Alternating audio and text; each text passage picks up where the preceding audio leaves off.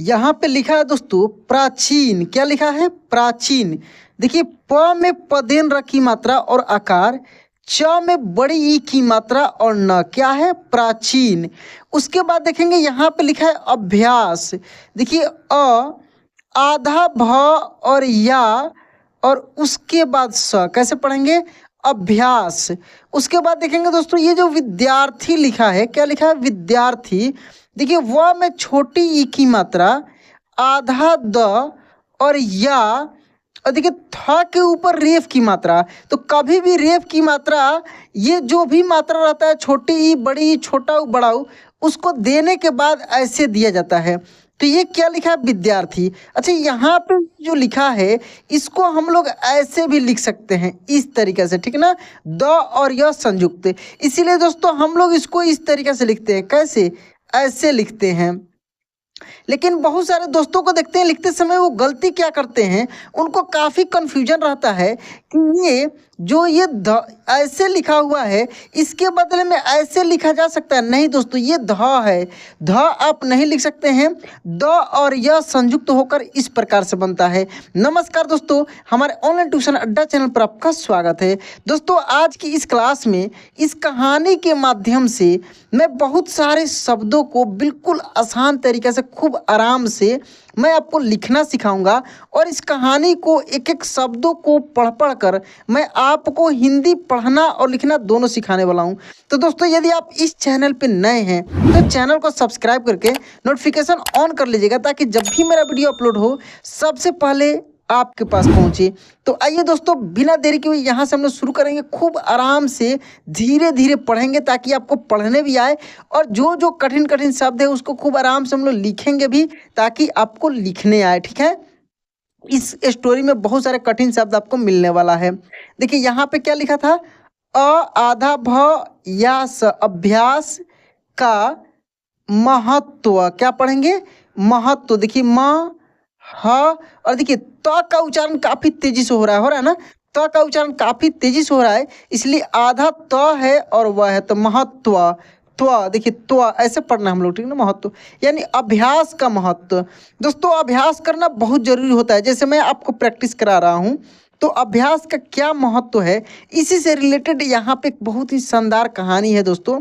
देखिए यहाँ पे लिखा है प्राचीन समय में विद्यार्थी, कैसे पढ़ेंगे? विद्यार्थी गुरुकुल में रहकर ही पढ़ा करते थे। प्राचीन समय में यानी पुराने समय में जो विद्यार्थी थे वो गुरुकुल में ही रहकर पढ़ा करते थे। जैसे कि आजकल बच्चे हॉस्टल में रहकर पढ़ते हैं, वैसे ही पुराने समय में जो विद्यार्थी थे वो गुरुकुल में रहकर पढ़ते थे।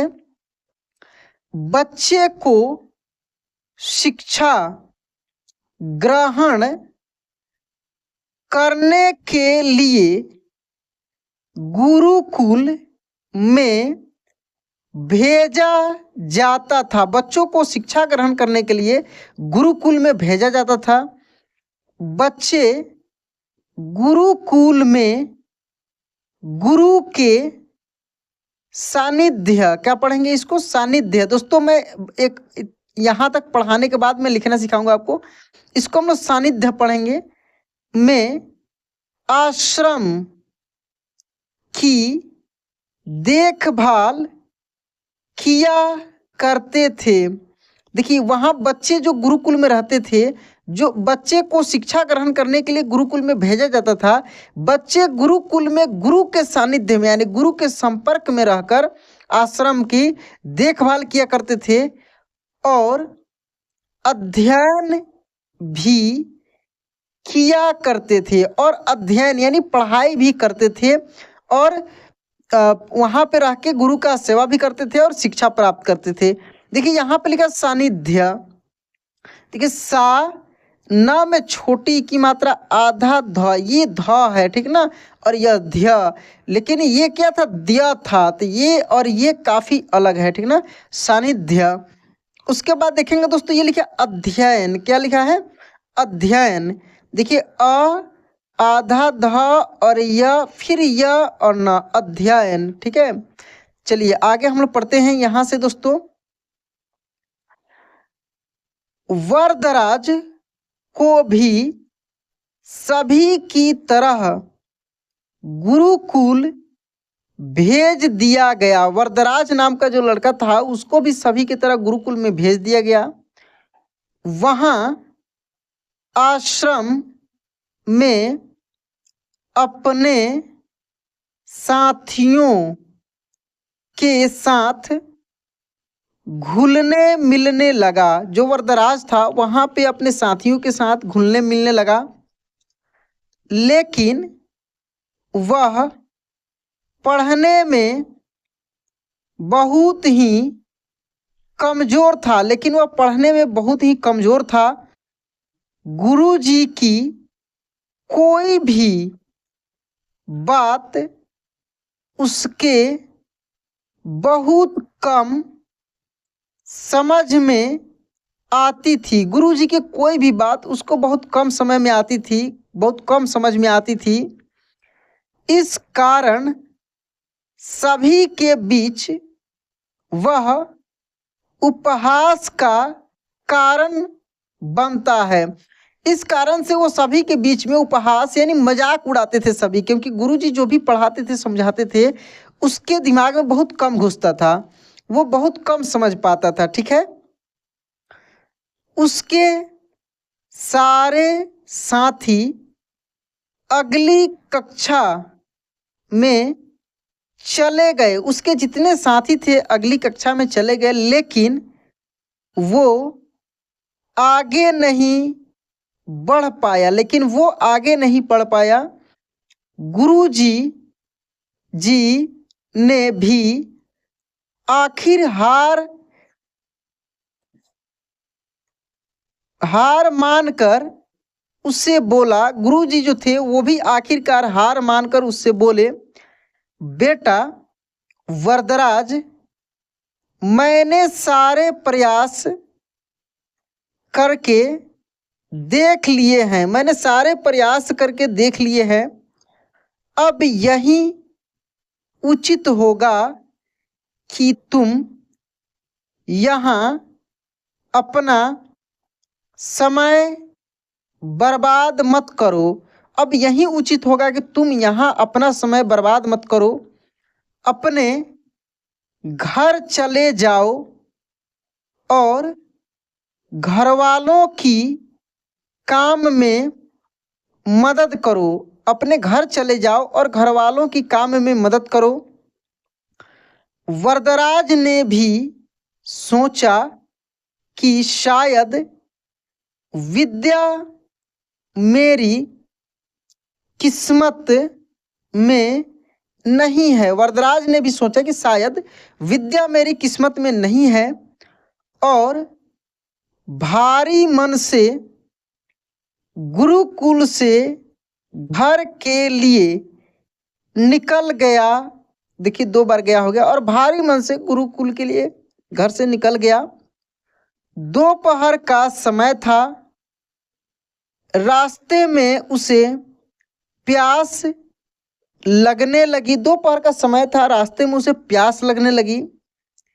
इधर उधर देखने पर उसने पाया कि थोड़ी दूर पर ही कुछ महिलाएं कुएं से पानी भर रही थी। थोड़ी दूर पर ही कुछ महिलाएं कुएं से पानी भर रही थी। वह कुएं के पास गया। वह कहाँ गया? कुएं के पास गया। वहाँ पत्थरों पर रस्सी के आने जाने से निशान बने हुए थे। वहाँ पत्थरों पर रस्सी के आने जाने से निशान बने हुए थे। तो उसने महिलाओं से पूछा, यह निशान आपने कैसे बनाए? यह निशान आपने कैसे बनाए? तो एक महिला ने जवाब दिया, बेटे यह निशान हमने नहीं बनाए। यह निशान हमने नहीं बनाए। यह तो पानी खींचते समय इस कोमल रस्सी के बार बार आने जाने से ठोस पत्थर पर भी ऐसे निशान बन गए हैं। यानी ये जो कोमल सी रस्सी है, नरम सी रस्सी है, इसको इतने कठोर पत्थर पर बार बार आने जाने पर ये जो निशान है ये बन गया है। दोस्तों यहाँ पे लिखा है पत्थर, देखिए प आधा त और थ और रा, इस तरीके से होगा पत्थर। उसके बाद आपने ऊपर देखा है क्या लिखा हुआ था, निशान। देखिए न में छोटी ई की मात्रा तालव्य श तीन तरीका का होता है, एक तालव्य श, एक मूर्धन्य श और एक दंत स। तो ये तालव्य श को श पढ़ेंगे इसमें निशान, ठीक है। और इस तरीके से हम लोग लिखेंगे भी। यहाँ पे देखेंगे लिखे रस्सी, क्या लिखा है रस्सी, र स और फिर स संयुक्त है। आधे अक्षर वाला मैं क्लास कराया हूँ दोस्तों हिंदी में। बहुत सारे ऐसे शब्द हैं जिसको मैं सब कुछ, जैसे रस्सी है, उत्साह है, ये सब कुछ मैं वहाँ पे आपको पढ़ना लिखना दोनों सिखाया हूँ, ठीक है। चलिए यहाँ पे देखते हैं, वरदराज सोच में पड़ गया, उसने विचार किया कि जब एक कोमल से रस्सी के बार बार आने जाने से एक ठोस पत्थर पर गहरे निशान बन सकते हैं, तो निरंतर अभ्यास से मैं, यहाँ पे होगा मैं विद्या, देखिए विद्या क्या, वी इसको आप ऐसे भी लिख सकते हैं, ठीक ना, विद्या दया संयुक्त है, विद्या ग्रहण क्यों नहीं कर सकता। यानी उसके दिमाग में ये चीज़ आया कि जब एक कोमल सी रस्सी, ये ठोस पत्थर, इतने कठोर पत्थर पे बार बार आ जा रहा है तो इतना गहरा निशान बन सकता है। तो यदि हम लगातार निरंतर यदि अभ्यास करें तो हम क्यों नहीं शिक्षा ग्रहण कर पाएंगे, हम क्यों नहीं विद्वान बन पाएंगे। ये उसके दिमाग में अब चलने लगा। दोस्तों ये सच्ची घटना है, सच्ची कहानी है। यदि आप भी दोस्तों यदि प्रयास कर रहे हैं और लगातार निरंतर मेरा वीडियो देख रहे हैं और लिखने का प्रयास कर रहे हैं, पढ़ने का प्रयास कर रहे हैं, बोलने का प्रयास कर रहे हैं, तो एक समय ऐसा आएगा कि आपको हलवा जैसे लगने लगा, आप आसानी से कोई भी चीज़ को पढ़ पाएंगे और लिख पाएंगे। तो प्रैक्टिस बहुत ज़रूरी चीज़ है। इसीलिए दोस्तों बीच बीच में हम हिंदी का भी रीडिंग का आपको प्रैक्टिस कराते हैं, ताकि आप मेरे साथ में पढ़ कर लिखना सीख कर आप आसानी से अभ्यास कर पाएंगे, ठीक ना। उसके बाद देखिए दोस्तों, वरदराज ढेर सारे उत्साह के साथ वापस गुरुकुल आया। वरदराज तो था, ढेर सारे उत्साह के साथ वापस गुरुकुल आया और अथक कड़ी मेहनत की, और बहुत मेहनत किया, कड़ी मेहनत की। गुरु जी ने भी खुश होकर भरपूर सहयोग किया। गुरु जी ने भी खुश होकर उसको बहुत सहयोग किए, मदद किए। कुछ ही सालों बाद यही मंद बुद्धि बालक वरदराज आगे चलकर संस्कृत व्याकरण का महान विद्वान बना। जो संस्कृत का व्याकरण हम लोग पढ़ते हैं ना, उसका महान विद्वान बने यही कौन, वरदराज। जो आज भी वो व्याकरण हम लोग पढ़ते हैं, आज भी वो जो प्रचलित है, उनके द्वारा लिखा गया, जो शायद दूसरा कोई नहीं लिख पाया। उतना मंदबुद्धि व्यक्ति जब ऐसा काम कर सकता है तो दोस्तों आप क्यों नहीं कर सकते हैं। यहाँ पे देखिए, जिसने लघु सिद्धांत कौमुदी, मध्य सिद्धांत कौमुदी, सार सिद्धांत कौमुदी, गिरवाण मंजरी की रचना की। इतने सारे ग्रंथों की उसने रचना की। कौन, वरदराज ने, जो काफ़ी मंदबुद्धि लड़का था। दोस्तों ये बड़े बड़े जो शब्द हैं ये संस्कृत से लिया गया है। ये उस ग्रंथ का नाम है जो संस्कृत का ही व्याकरण का नाम है, इसलिए ऐसे लिखा हुआ मध्य सिद्धांत कौमुदी, लघु सिद्धांत कौमुदी, गिरवाण पद मंजरी। ठीक ना, ये सब दो शब्द हैं दोस्तों, लिखने का प्रयास कीजिए, बोलने का प्रयास कीजिए।